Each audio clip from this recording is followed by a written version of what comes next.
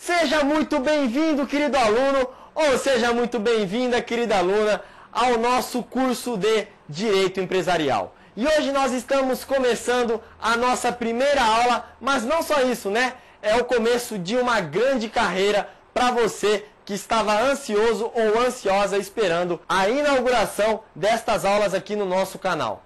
Então, você que quer se tornar o mais novo Harvey Specter ou a mais nova Jessica Pearson, já vai preparando a caneta e o caderno e futuramente vai preparando os bolsos, porque com certeza você será o melhor profissional de mercado no ramo do direito empresarial. Tá duvidando? Então, produção, solta esta maravilhosa aula que eu montei para esse maravilhoso ou para essa maravilhosa aluna que está aí, ó, sentado, estudando e se dedicando. Com vocês, a nossa primeira aula de Direito Empresarial.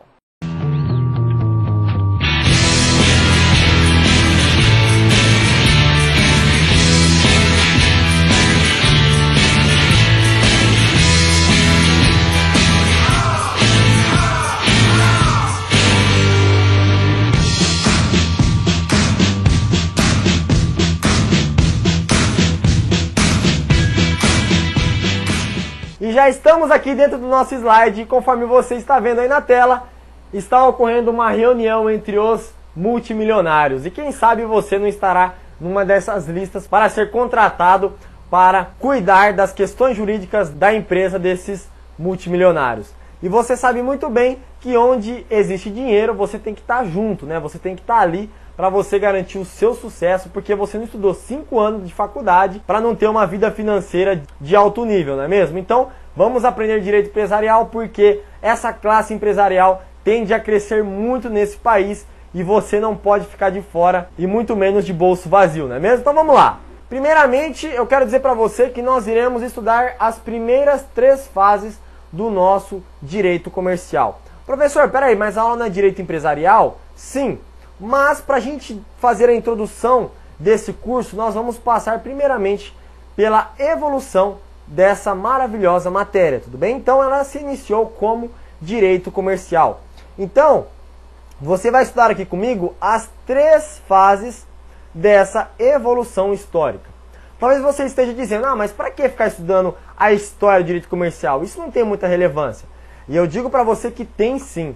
Você, aluno, talvez ainda não entendeu que aprender apenas o que é uma matéria não é o suficiente. Você precisa do alicerce.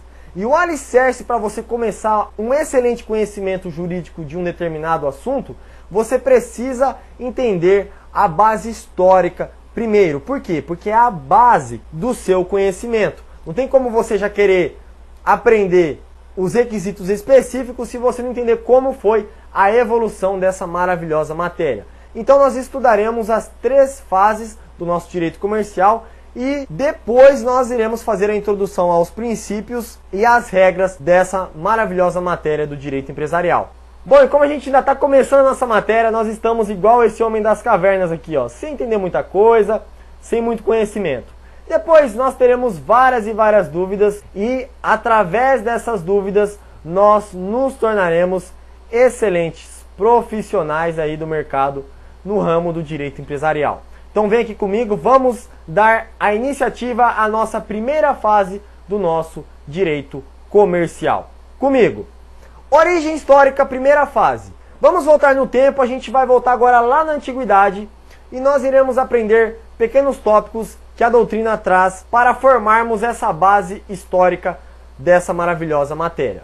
Primeiramente, a gente tem que entender que o comércio ele é mais antigo do que o próprio direito comercial. Ou seja, o comércio ele surgiu primeiro, tá? E somente depois veio o direito comercial. De acordo com os historiadores, as civilizações mais antigas que praticavam o comércio eram os fenícios. Eu vou deixar aqui na descrição um site que está explicando sobre a história desses povos, tá? É uma história muito curtinha, mas é de grande relevância você incluir aí no seu caderno. E os fenícios, eles se tornaram comerciantes naquela época justamente pelo fato de morarem em regiões montanhosas e de difícil plantio, de difícil agricultura. Então, os fenícios tiveram que desbravar o mar para realizar pescas, porque era a única forma que eles tinham para se sustentar. E através desse desbravamento ao mar, eles acabaram descobrindo uma forma de obter alimentos, que era através do comércio. E aí então começou a surgir aí essa prática comercial em algumas regiões ali perto dos fenícios. Além disso, na antiguidade existiam algumas leis esparsas que disciplinavam o comércio, mas essas leis elas não eram organizadas. Podemos citar aqui que essas leis elas poderiam ter sido de direito oral, né? Porque na antiguidade nós sabemos que poucos povos praticavam o direito escrito, então essas leis provavelmente eram oral. Naquela época da antiguidade não se podia falar em direito comercial, por quê? O direito comercial ele é entendido como um regime jurídico sistematizado com regras e princípios, algo que não havia naquela época. Então, naquela época não existia regras e princípios para que nós pudéssemos considerar aquele direito como um efetivo direito comercial. Não, era apenas um direito ali que as pessoas falavam de boca em boca e que não era organizado. E também é importante a gente analisar que em Roma as regras comerciais faziam parte do direito civil. Então você visualiza que naquela época não existia nenhum direito comercial, apenas algumas leis que regulavam o comércio e, especificamente na cidade de Roma, as leis que regulavam o comércio faziam parte do direito civil. O que ficou de importante aí pra gente é que, de acordo com os historiadores, os fenícios foram a civilização mais antiga que praticou o comércio e, por fim, nessa fase não existia ainda na antiguidade o direito comercial. Então vamos pular agora para a Idade Média. E a Idade Média ela é caracterizada por grandes evoluções do nosso direito. Primeiramente, o que aconteceu na Idade Média? Foi justamente na Idade Média que houve a expansão comercial. E por que houve essa expansão comercial? Primeiramente porque houve o ressurgimento das cidades e houve o fortalecimento do comércio marítimo. Então a prática de comércio marítimo começou a aumentar ali na Idade Média. Então isso favoreceu o quê? O ressurgimento da cidade e também a prática comercial. Então uma coisa ajudou a outra e as três juntas formaram aí a expansão comercial. Bom, após essa expansão comercial, o que mais havia ali naquelas regiões eram comerciantes. E os comerciantes, visualizando que cada dia mais eles estavam crescendo com essas práticas comerciais, perceberam que precisavam regularizar o comércio. Então, eles visualizaram duas possibilidades. A primeira, conversar com a nobreza fundiária, que eram aqueles donos de terras e que participavam da política, que tinha o poder político nas mãos, ou então ir atrás da Igreja Católica, que estava fortalecendo o direito canônico. Então os comerciantes conversaram com a nobreza fundiária e tentaram ali reivindicar os seus direitos para regularizar o comércio.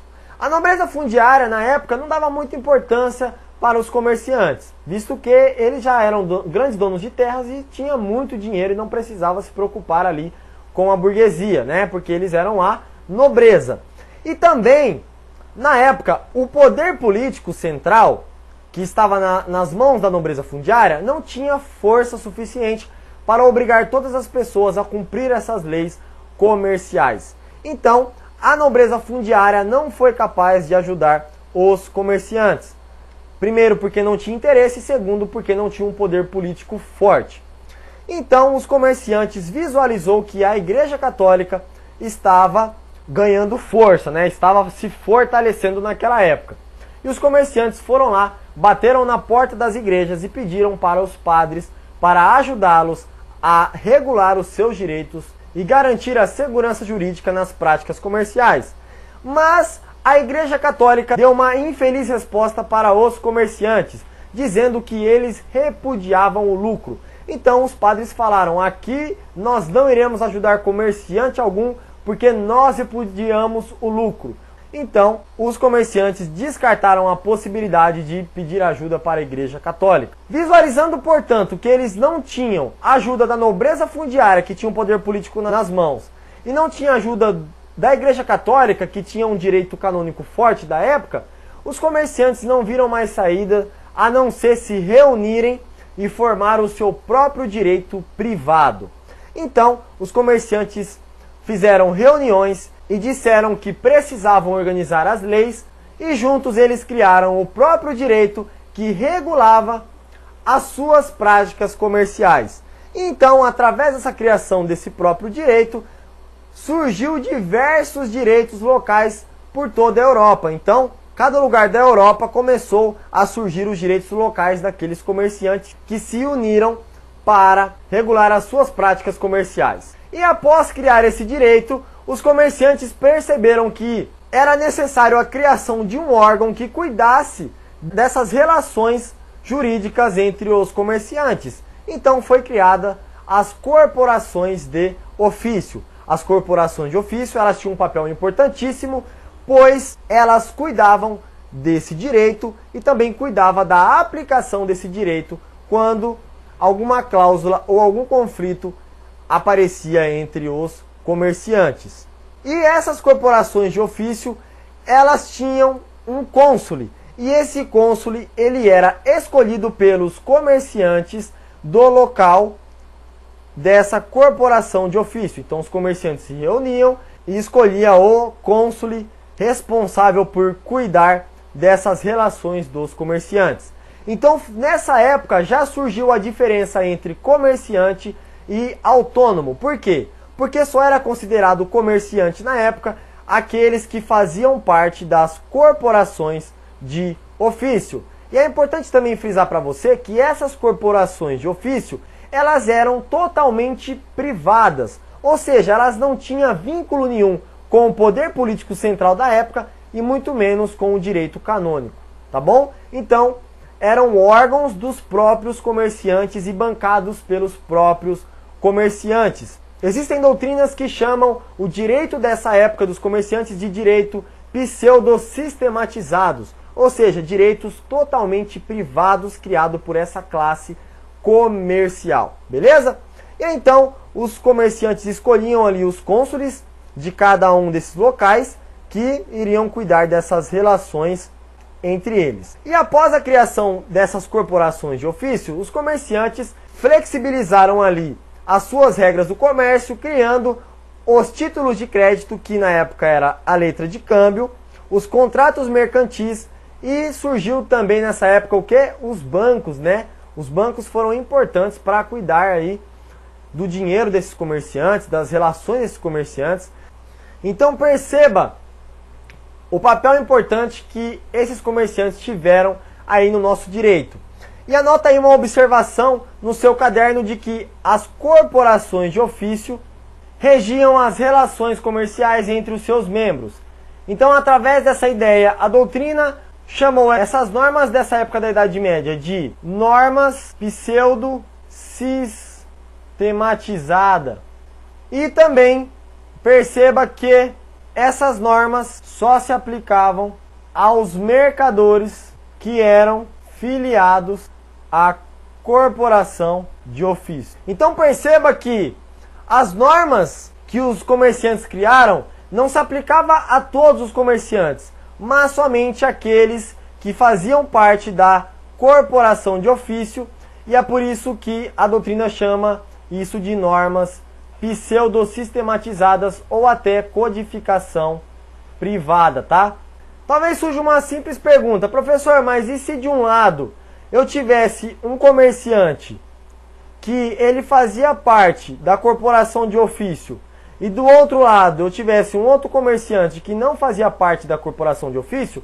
Como é que funcionava então a aplicação dessas regras? De acordo com a doutrina, a corporação de ofício ela abrangia a relação jurídica feita entre esses dois comerciantes. Tudo bem? Então, mesmo que um não fosse vinculado à corporação de ofício, ele sofria ali a obrigação de seguir essas normas, ou seja, esse direito local dessa corporação de ofício. Por quê? Porque a corporação de ofício visava proteger um desses comerciantes. Então, caso houvesse algum conflito, era levada a essa corporação de ofício que tentava resolver ali da sua forma, tá bom? Bom, então não é só isso, a gente tem mais um importante detalhe aqui da Idade Média, que é a criação do princípio da liberdade na forma da celebração dos contratos. Esse princípio ele derrogou a concepção romana acerca dos contratos. A concepção romana que tratava dos contratos era muito forte naquela época, então era aplicado em várias regiões. E o que era essa concepção romana? A concepção romana dizia que o contrato era o instrumento por meio do qual se adquiria ou transferia algo. Ou seja, o contrato ele deveria seguir uma solenidade. O que seria a solenidade? A solenidade nada mais é do que um conjunto de regras e formalidades. Então, para que um contrato fosse válido, ele deveria seguir regras e formalidades já previstas naquela época. Então, os comerciantes perceberam que essas regras e formalidades não atendiam ali aos seus interesses. Essas regras e formalidades, elas não acompanhavam aquilo que eles precisavam fazer nos contratos. Então, os comerciantes começaram a praticar ali uma liberdade na forma como criavam seus contratos, o que fez surgir esse princípio da liberdade na forma da celebração dos contratos. Então, derrogou-se essa solenidade na aplicação dos contratos comerciais e surgiu o princípio da liberdade, que ampliou a forma como os comerciantes criavam seus contratos. Então encerramos aqui a nossa primeira fase da origem histórica do nosso direito comercial e aprendemos aí como surgiu o comércio e também quais foram as raízes que vão iniciar aí o nosso direito comercial. A próxima aula nós ingressaremos na segunda fase, então não perca a próxima aula no próximo sábado. Espero você lá e não esquece de fazer as tarefinhas que estão aqui na descrição. Tudo bem? Deixa o seu like, compartilha com o seu amigo e te vejo na semana que vem. Aquele abraço e até mais!